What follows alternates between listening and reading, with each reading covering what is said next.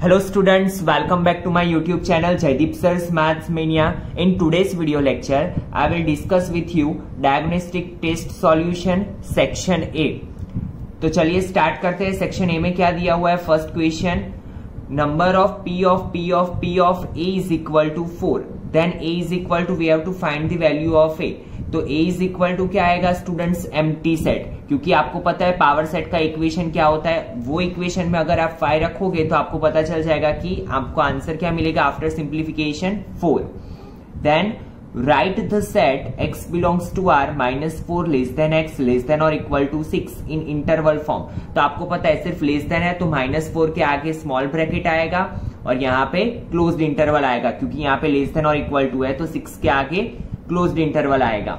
Then question number 3, if x/3 plus 1 y minus 2/3 is equal to 5/3 1/3, then find the values of x and y. तो आपको पता है हम क्या करेंगे, x कोऑर्डिनेट के साथ x की कंपैरिजन, y कोऑर्डिनेट के साथ y की comparison, and after simplification you will get answer x is equal to 2 and y is equal to 1.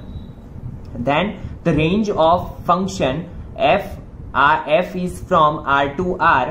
f of x is equal to x square plus 2 is blank. तो आपको पता है कि range हमें इसकी फाइंड करनी है, तो f of x को हम y लिख सकते हैं. तो हम क्या करेंगे, ये कंडीशन बनाने का ट्राई करेंगे, क्योंकि हमें इसकी रेंज चाहिए. तो यहाँ पे कुछ भी कंडीशन नहीं दी हुई है, बट हमें पता है कि कभी स्क्वायर माइनस में नहीं होता है. दैट मीन्स एक्स स्क्वायर की वैल्यू क्या होगी, ऑलवेज ग्रेटर देन और equal to 0. Now x square plus 2 बनाने के लिए मुझे दोनों साइड 2 को ऐड करना पड़ेगा, और एक्स स्क्वायर प्लस 2 की जगह पे मैं क्या लिख सकता हूँ, y ग्रेटर देन और इक्वल टू 2. और आपको पता है कि y का मतलब ही होता है रेंज. तो रेंज क्या मिली, 2 से लेके इनफाइनाइट तक. y ग्रेटर देन और इक्वल टू 2 है, दैट मीन्स 2 से लेके इनफाइनाइट तक. Then find the radian measure corresponding to the degree measure 25 degree.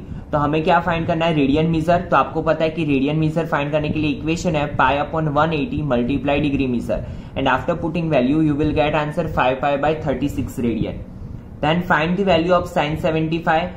आपको पता है कि 75 की डायरेक्ट वैल्यू हमारे पास नहीं है, तो हमें क्या करना पड़ेगा, 75 को कन्वर्ट करना पड़ेगा जो भी हमारी वैल्यूज है उसके according.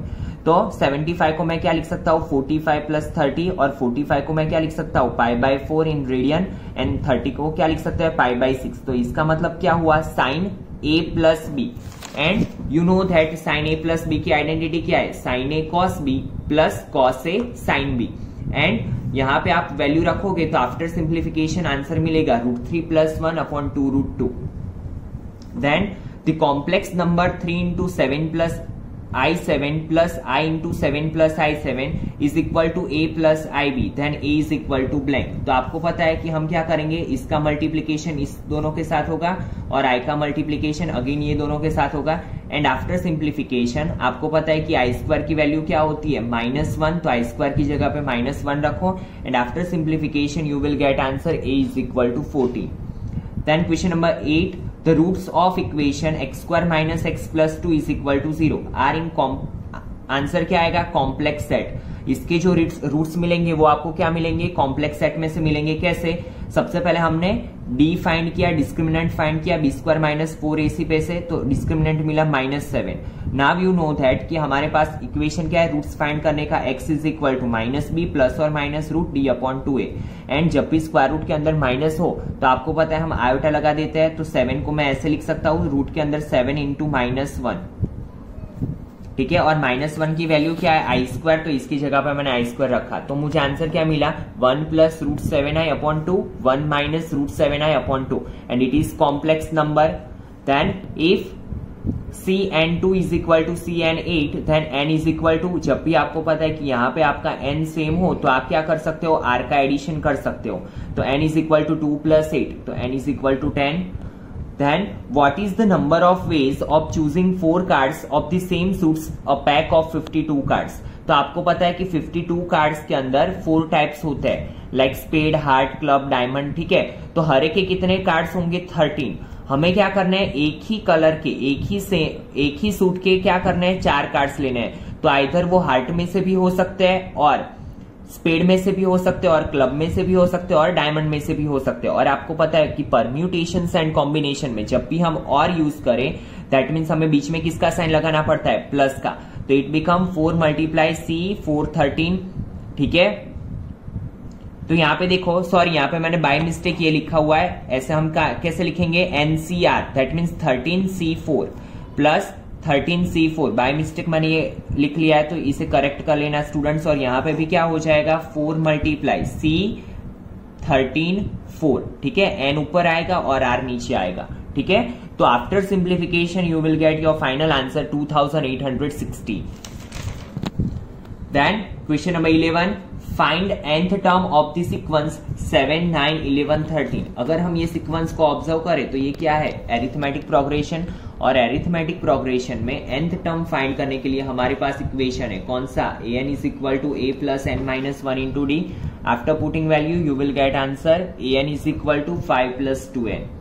Then if a and g are ap and gp respectively the numbers 4 and 16 then a minus g। तो a minus g फाइंड करने का इक्वेशन है हमारे पास a plus b minus 2 into root a b upon 2। And यहाँ पे a की जगह पे मैंने रखा 4, b की जगह पे रखा मैंने 16। तो after simplification what I will get, answer 2। Then question number 13, write the equation of the line passing through the point -4 3 that means -4 is x1 3 is y1 with a slope क्या दिया हुआ है m। तो हमारे पास इक्वेशन फाइंड करने के लिए एक आइडेंटिटी है that is y minus y1 is equal to m into x minus x1। And अगर आप यहाँ पे वैल्यूज रखोगे तो आफ्टर सिंप्लीफिकेशन आपको आंसर क्या मिलेगा, x minus 2y plus 10 is equal to 0। Then question number 14, reduce the equation √3x plus y minus 8 is equal to 0 into normal form। तो आपको पता है कि नॉर्मल फॉर्म क्या होता है, x cos alpha plus y sin alpha is equal to p।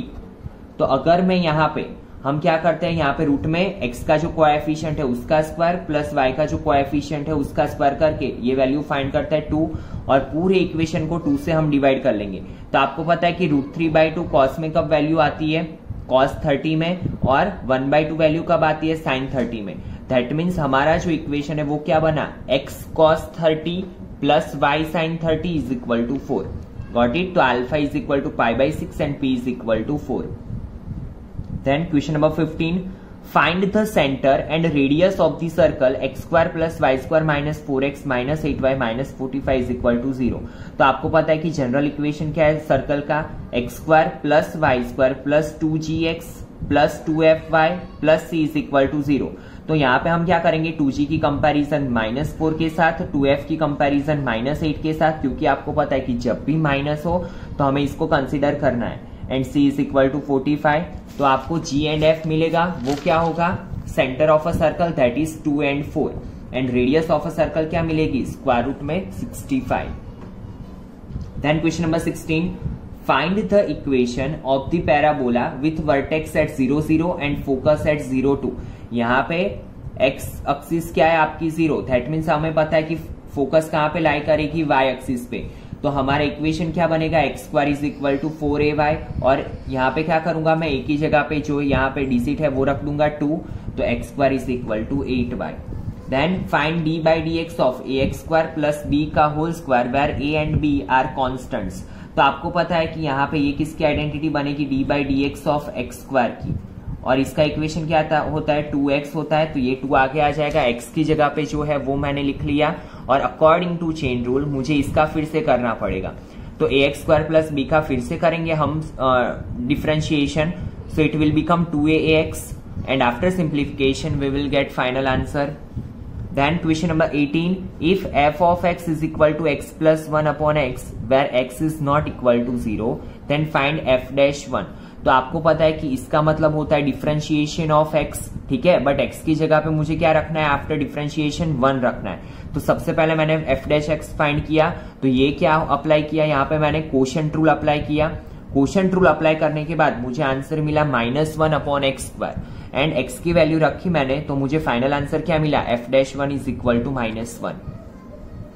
Now question number 19, limit x tends to π/2 tan 2x upon x minus π/2 is equal to blank. तो आपको पता है कि अगर मैं डायरेक्टली पाई बाई 2 यहाँ पे रखूंगा तो ये क्या हो जाएगा, डिनोमिनेटर 0। तो हमें इसको सिंप्लीफाई करना पड़ेगा, और सिंप्लीफाई करने के लिए मुझे क्या अप्लाई करना पड़ेगा, सब्सटीट्यूशन मेथड। तो मैं क्या करूंगा, x minus pi by 2 is equal to h suppose कर लेता हूं। तो अगर मैंने x minus pi by 2 is equal to h suppose किया तो x इज इक्वल टू क्या हो जाएगा, h plus pi by 2। And if x tends to pi by 2 तो h टेंड्स टू क्या हो जाएगा, 0। एंड अगर हम हमारे क्वेश्चन में ये वैल्यू रखेंगे तो हमें आफ्टर सिंप्लीफिकेशन आंसर क्या मिलेगा, 2। क्योंकि आपको पता है, देखो यहाँ पे ये एक चीज आपको पता होनी चाहिए कि हमारे पास आइडेंटिटी है limit x tends to 0, 10x upon x is equal to क्या होता है, 1। तो यहाँ पे मैंने क्या कर दिया, यहाँ पे x की जगह पे 2h है तो नीचे भी 2h, तो इसकी जगह पे मैंने 1 लिख लिया, 1 मल्टीप्लाई 2 तो 2। Now question number 20, if P of A is equal to 0.99 then P of A dash is equal to blank। तो हमें पता है कि प्रोबेबिलिटी में इक्वेशन है P of A plus P of A dash is equal to 1। So P of A dash is equal to क्या होगा, 1 minus PA। तो P of A dash की वैल्यू क्या मिलेगी मुझे, 0.01। Then question number 21, what is the probability of the event having 5 Sundays in the month of January 2021। तो ऐसे questions आप 10th में भी कर चुके हो। तो ये प्रोबेबिलिटी क्या होगी, 3/7। कैसे करते हैं, हमें पता है कि जनवरी मंथ में कितने डेज होते हैं, 31 डेज। टोटल डेज हमारे कितने होते हैं, 7। तो 7 4 28 डिवाइड बाई 3। तो जो रिमाइंडर आता है उसे हम न्यूमरेटर में लिख लेते हैं और नीचे जो टोटल डेज होते हैं वो that is 7। Now question number 22, if NC1 plus NC2 plus NC3 dot dot dot NCN is equal to 31 then n is equal to, हमें n फाइंड करना है। तो सबसे पहले हमें पता है कि NCN क्या हो जाएगा, 1। और ये 1 को मैं इस साइड लेके जाऊं तो ये बनेगा 30। तो यहाँ पे बचा क्या, NC1 plus NC2 plus NC3 plus dot dot dot NCN minus 1। और इसके लिए हमारे पास एक आइडेंटिटी है कि इसकी जगह पे हम क्या लिख सकते हैं, 2 raise to n minus 2 is equal to 30। और इसकी जगह पे ये कैसे आया वो आपको एक मार्क्स में दिखाने की जरूरत नहीं है।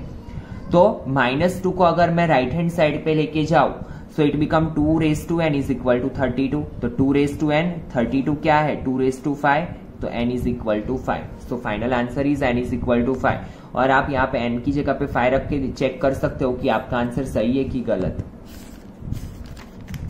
Then question number 23, find the value of sin square pi by 6 plus cos pi by 3 minus tan pi by 4। तो आपको पता है कि sin pi by 6 की वैल्यू क्या होती है, 1/2। तो 1/2 का square plus 1/2 minus 1 and after taking LCM you will get answer -1/4।